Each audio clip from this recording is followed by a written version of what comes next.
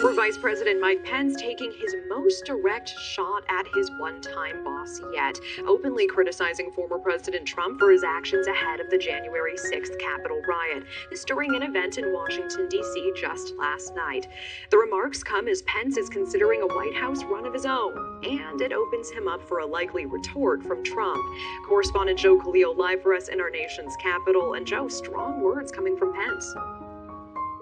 The strongest yet, Natasha, for sure, from Vice President Mike Pence in terms of his criticism for former President Trump. He said explicitly that Donald Trump was in part responsible for the violence that threatened Pence and Pence's family on January 6th. And those remarks came last night at the annual Gridiron Dinner in Washington. If you're not familiar, this is a closed-door event every year. No cameras, no recording allowed, but we did have a couple of members of our News Nation team who were there in the room, and they confirmed that Pence said the following here, quote, "President Trump was wrong. I had no right to overturn the election, and his reckless words endangered my family and everyone at the Capitol that day. I know that history will hold Donald Trump accountable." Now look, Mike Pence is very openly considering a run for president himself. It would put him squarely against the former president under whom he served as VP. And up until now, Pence has been really calculated and measured in his criticism of Trump, sometimes indirectly referencing the former president. But last night's comments, the first time that he really squarely put the blame for January 6th on Trump.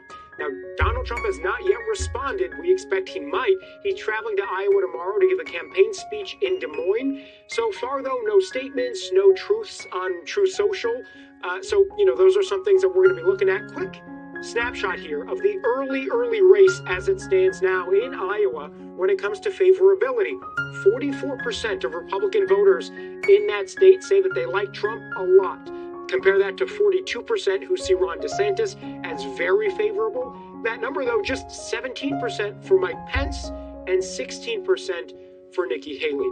Now, the remarks that Pence made did surprise a lot of people, not just because Pence is known for his almost undaunting loyalty to the former president, but so far, no declared Republican or no Republican who's seriously considering a run has openly criticized Trump for his role leading up to January 6th until now. And surprising that it did come from his former vice president, Natasha. All right, Joe Khalil, live for us in D.C. Thank you so much.